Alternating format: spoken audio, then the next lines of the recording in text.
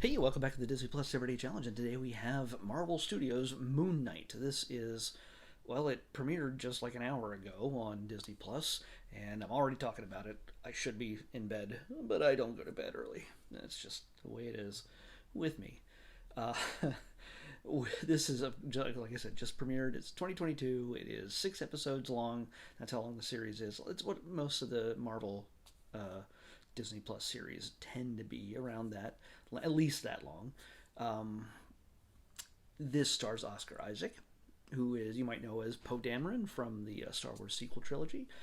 He's also been in Dune. He's been in a bunch of other things, but of course his big, big roles were Poe Dameron, and now he's part of the Marvel Cinematic Universe as Moon Knight, as a character that is not a lot of people know.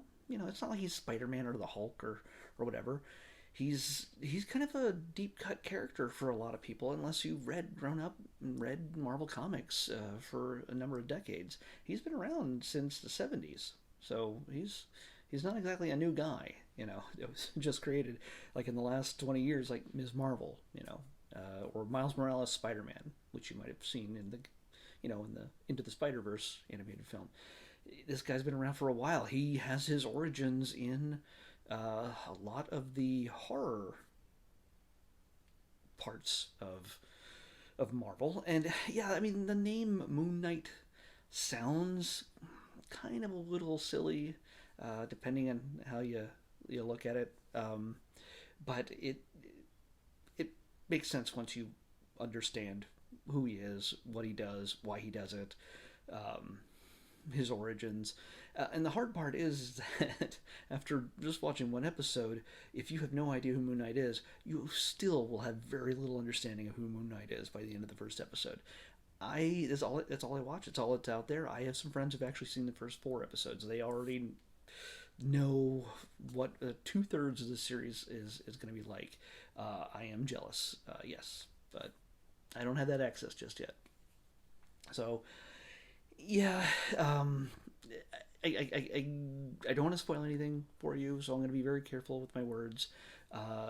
Names also you might recognize in this: Ethan Hawke plays a very mysterious, we're assuming a bad guy, because yeah, he just looks like a bad guy. What are you gonna do? And F. Murray Abraham is the voice of Khonshu, and if you saw the trailers and you saw what this creepy skeletal bird-looking thing is, well, that's the god Khonshu, and that is the entity behind the Moon Knight. Well, will you understand that from watching that first episode? No, you won't.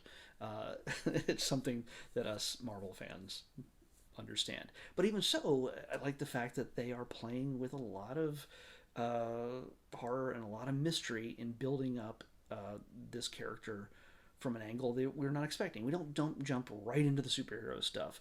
We don't get to see. You know how like it seems like every hero has to have somebody close to them die in order for them to pick up the mantle and become heroic. It's not the case. The guy that is Moon Knight isn't necessarily a good guy. Mark Spector is not necessarily a good guy. He's, in fact, there's been so many comic series starring Moon Knight over the last 50 years almost that have explored his psyche, that have explored his motivation, his mentality, and his personalities. Let's just say. I shouldn't be any more detailed than that. In fact, Oscar Isaac, of course, plays Mark Spector, but he also plays Moon Knight, and he also plays Stephen Grant, who we get to know first. Stephen Grant is just a mild mannered clerk at a gift shop inside a museum where there's an Egyptian whole display kind of thing, exhibit. So, and he knows an awful lot about Egyptian history and gods and everything else. He's pretty smart. But he's kind of a down in his luck kind of guy because his life is spinning out of control. Uh, he doesn't sleep well. When he does sleep, he sleepwalks. at least he's assumed that that's what he's doing. So he makes every effort to make sure that he stays in place. It's yeah, he's got a difficult life that he honestly doesn't know the half of. So um, it's it's hard to really talk about this show just yet. It's almost I should have waited until the sixth episode to talk about it, but no, I want to encourage people to see this and don't be frustrated because it's not something that is immediately something you immediately understand. It's brand new. It's a brand new character for a lot of you who've never read the comics, and I think it's going to pay off in a lot of ways. It's going to connect to some things that you're going to see this fall. In fact, I have a feeling it has going to have a very strong connection to the Eternals at some point. Don't know. Just a hint. And I'm just saying the reason why I think it's going to have a very strong connection to something in the fall is because we're going to get a Marvel Halloween kind of special featuring the Werewolf by Night, directed by Michael Giacchino, who is the composer for just about every movie, especially superhero movies over the last few years. He just did the Batman.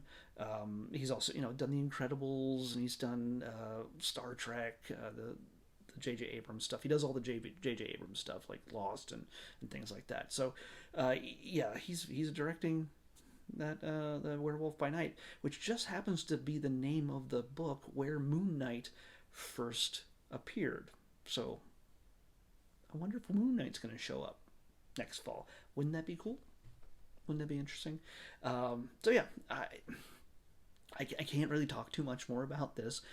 It's got its share of action. It's got its share of weird, crazy, just just some absolute weirdness. And I think and we're not meant to understand the whole picture in the first episode. And it's gonna hopefully, I imagine it's all gonna come together real well in the end. You have some holes filled in along the way, and that's good. I'm glad I don't know everything that's going to happen. Like the thing is, I've read these comics for years and I know who he is. I'm glad that I don't know everything that's going on going into it, because what fun is that if I already know the whole story? I mean, come on. It's like just like watching the Avengers films. I know Thanos shows up. I know Thanos wants to wipe away half of all of every living thing. I know he wants the Infinity Gauntlet. Of course, he's gonna get it, but how is he gonna get it? And how can the heroes defeat him? That kind of stuff. While I knew all that kind of stuff was going to happen in the Avengers, Infinity War, and Endgame movies, I didn't know how, and that's great. I didn't know exactly how, but I knew it was going to happen one way or the other. So that's one of the great things about this. Here's your chance to get on the ground floor with a brand new character that, while a lot of people know who he is from the comics, they're adding layers and aspects to him that we all hopefully can't guess. Hopefully I have some ideas, but I honestly I hope I'm not 100% right. Surprise me. And I think they will. I love Oscar Isaac, and I love the fact that this has a lot of humor, has a lot of horror, it has a lot of action, and it's only going to get weirder and crazier as we go along. So I am super, super pumped. And I'm going to watch this again with some friends in a few days. So I'm going to get my fill. I could mention not spoilers, but like Easter eggs and things like that. But man, I just sort of soaked it all in. I couldn't even keep up with it. I have a feeling there's a ton, and I'm just gonna. So I have nothing to share with you right now. But yeah, I'm trying to think what else. I mean, again, don't worry about people who are gonna probably compare this to Batman.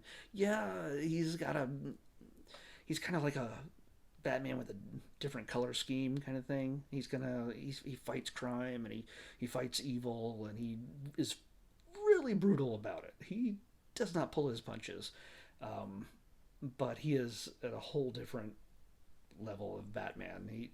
He's not fighting because his parents were gunned down in an alleyway. He has a whole different thing going on, and yeah, I just can't. I can't say anything more without ruining stuff for you. So, or being completely wrong because hopefully they go a direction that I'm not expecting. So, anyway, let's pick the last episode for this month and this quarter. 232. 232. Come on.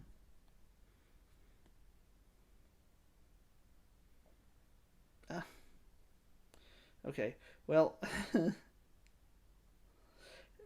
this one's blocked out. Just so you know, it's blocked out. 232 because it was a thing that's no longer in on Disney Plus. So we have to pick another number. How does that work? I mean, we go over the entire 3 months, and I don't think we had that problem. Well, maybe one day where it was just a double, a duplicate. But yeah, let's pick another one. 425. Okay, 425. 425. Almost made it a whole quarter without screwing that up. I've already gone through everything, and I've made sure that there are no duplicates, and hopefully, as long as Disney does not remove stuff from the list in the next quarter, everything will be there when it gets selected randomly. Okay, well, they're going to finish it off with a documentary, and I have a feeling it's a series because it's the most basically titled of all of the other series that have similar titles. So let's just tell you what it is. It's Secrets of the Zoo. Yeah. Secrets of the Zoo is what we're watching next on the Disney Plus Everyday Challenge. I'll see you back here tomorrow with that. Probably watch one episode or so. All right. Secrets of the Zoo, Disney Plus Everyday Challenge. See you.